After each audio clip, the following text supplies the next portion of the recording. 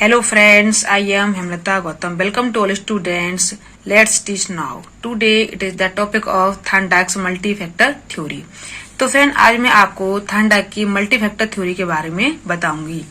लेकिन friend multi factor theory के बारे में बताने से पहले मैं सभी स्टूडेंट से ये रिक्वेस्ट कर रही हूँ, यदि किसी भी स्टूडेंट ने मेरी पहली वीडियो वॉच नहीं की है तो प्लीज प्लेलिस्ट में जाकर के मेरी पहली वीडियो को वॉच कर सकते हो। तो फ्रेंड अब मैं आपको बता रही हूँ कि बहुकारक सिद्धांत या बहुखंड का सिद्धांत किसे कहते हैं। तो फ्रेंड बहुकारक सिद्धांत का प्रतिपादन E.L. थॉर्नडाइक ने दिया था 1926 ईस्वी में। इसको हम मात्रात्मक सिद्धांत भी कहते हैं, इसे हम परमाणुवाद का सिद्धांत भी कहते हैं और इसे हम बालू के ढेर का सिद्धांत भी कहते हैं। तो फ्रेंड पहले मैं आपको वीडियो बता चुकी हूँ और फ्रेंड मैंने ये सब सारे सिद्धांत मैंने आपको ये सब एक ट्रिकी के रूप में बताए हैं। मैंने उन सब सिद्धांतों की क्या दी, आपको एक ट्रिक दी है, ट्रिक के अकॉर्डिंग मैंने आपको समझाया है। यदि किसी भी स्टूडेंट ने मेरी पहली वीडियो वॉच नहीं की है तो फ्रेंड प्लीज प्लेलिस्ट में जाकर के मेरी पहली वीडियो को वॉच कर सकते हो। तो फ्रेंड अब मैं आपको आगे बता रही हूँ। तो थॉर्नडाइक ने 1926 ईस्वी में बुद्धि से संबंधित स्पीयरमैन ने द्वितत्व या द्विखंड के सिद्धांत को खंडित करते हुए बहुतत्व सिद्धांत प्रस्तुत किया। और थॉर्नडाइक ने बताया कि बहुतत्व जो हमारी और थॉर्नडाइक ने बताया कि बुद्धि हमारी क्या है, एक तत्व और द्वितत्व प्रकार की नहीं होती। किसने बताई बात? थॉर्नडाइक ने बताया कि बुद्धि हमारी एक प्रकार की, बुद्धि हमारी दो प्रकार की नहीं होती, बुद्धि हमारी कई प्रकार की होती है, बुद्धि हमारी विभिन्न प्रकार की होती है। तो थॉर्नडाइक ने बताया कि बुद्धि में किस प्रकार के दिशा निर्देशन पाए जाते हैं। तो फ्रेंड मैं आपको ये दिखा रही हूं, जैसे कि दिशात्मक योग्यता, तर्क लॉजिक एबिलिटी क्या होती है, भाषण लेक्चर क्या होते हैं, आंकिक स्कोर क्या होता है, स्मरण है ना, रिमेम्बरिंग पावर क्या होती है।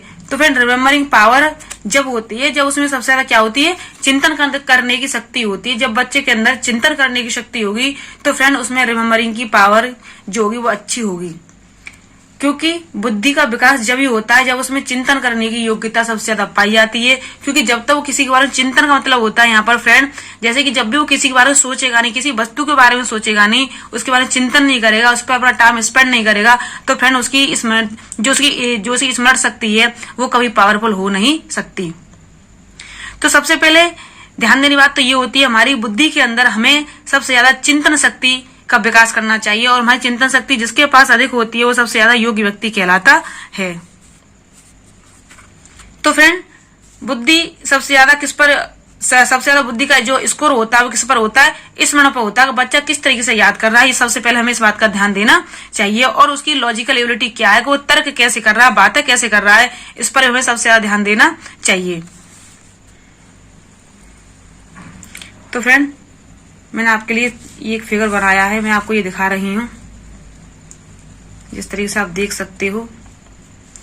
एस स्कोर है ना, V verbal ability, D ability, logical ability, remembering ability and lecture ability और डायरेक्शनल एबिलिटी।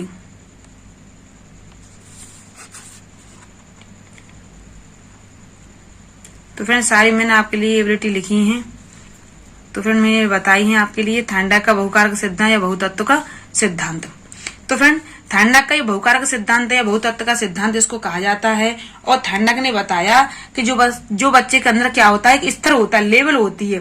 तो लेवल का मीन्स यहाँ बताया गया है कि कोई भी हमारे सामने की एक समस्या है, क्या हमारे सामने एक समस्या है, अगर उसका स्तर उस बच्चे के लेवल का है तो बच्चा उसकी समस्या को क्या कर लेगा, तुरंत ही हल कर लेगा।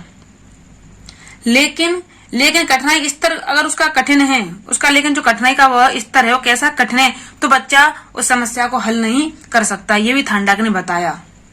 और थॉर्नडाइक ने बताया कि सीमा क्या होती है बच्चे के अंदर सीमा, कैसे हम बच्चे के अंदर के रेंज को पहचानते हैं। तो थॉर्नडाइक ने बताया कि कोई भी कार्य होता है तो उसकी मानसिक योग्यता पर सबसे ज्यादा क्या होता है, डिपेंड होता है। अगर बच्चे की मानसिक योग्यता, उसकी जो एबिलिटी है वो कैसी है, अच्छी है, तो बच्चा उस कार्य को अच्छे तरीके से कर ले जाएगा। जैसे कि बच्चा जिस कार्य में हाथ डालता है या बच्चा जिस क्षेत्र में कार्य करता है, अगर उसकी मानसिक शक्ति उस कार्य में है, उस क्षेत्र में है, बच्चे की योग्यता भी उसी क्षेत्र में सबसे ज्यादा विकसित होती है। तो फ्रेंड ये बहुत ही इंपॉर्टेंट आपके सिद्धांत हैं, इनको आप अच्छी तरह से याद कर लीजिए। क्योंकि इसमें से एग्जाम में पूछा ही पूछा जाता है।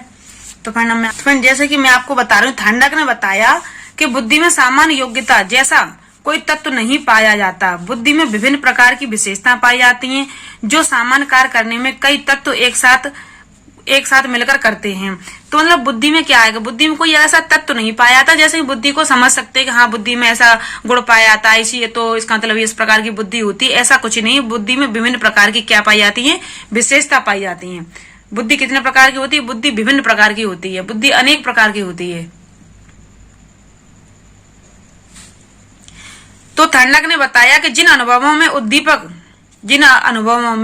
उद्दीपन और अनुक्रिया में संयोग कायम हो जाता है, उद्दीपन और अनुक्रिया में संयोग कायम हो जाता है, उनका प्रयोग व्यक्ति भावी जीवन में उसी तरह की समस्या का समाधान करने में करता है जिस तरीके से वो करता आया है। तो फिर यहाँ पर उद्दीपन का मीन्स होता है किसी चीज के उद्देश्य। तो जब व्यक्ति का उद्देश्य होगा तो तभी तो उसके प्रति क्रिया अनुक्रिया करेगा।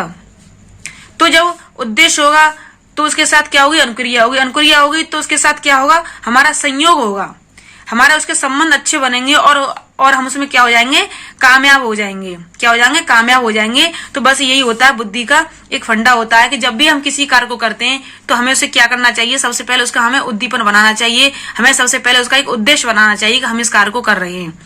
तभी हम अपनी बुद्धि का क्या कर सकते हैं, डेवलपमेंट कर सकते हैं, बुद्धि की पहचान कर सकते हैं। प्रत्येक व्यक्ति भावी जीवन उसी प्रकार की समस्या का समाधान करता है जिस प्रकार की वो करता आया है।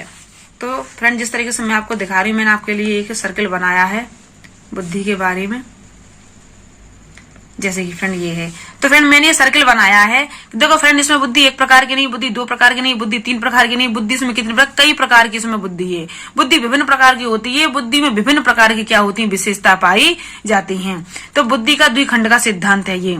थांडाक ने यह भी कहा कि यदि कोई व्यक्ति एक प्रकार के कार्य करने में कुशल होता है तो यह अनिवार्य नहीं है कि दूसरे कार्य करने में भी क्या होगा, कुशल होगा। ये भी क्या बताया, थांडाक ने बताया।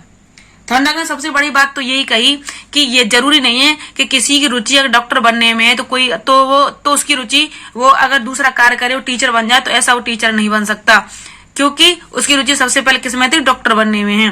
तो यही बात यहाँ पर कही है कि यदि किसी व्यक्ति की जो कार्य करने की रुचि है, कुशल है, तो जरूरी नहीं है कि दूसरे कार्य करने में भी उसकी उतनी ही रुचि हो। तो फ्रेंड जिस तरीके से मैंने आपको ये सिद्धांत समझाया है, आपकी समझ में आ गया होगा बहुकारक सिद्धांत। यदि किसी स्टूडेंट को समझ में नहीं आता तो फ्रेंड मुझे वीडियो के लास्ट में कमेंट करके बता सकते हो। और फ्रेंड मैं आपसे यही भी रिक्वेस्ट करूँ, याद आप मेरे चैनल पर न्यू हो तो प्लीज बेल आइकन को प्रेस करके मेरे चैनल को सब्सक्राइब करना ना भूलें, जिससे कि आने वाली नोटिफिकेशन आपको जल्दी ही प्राप्त हो जाए। Thank you watching for my video.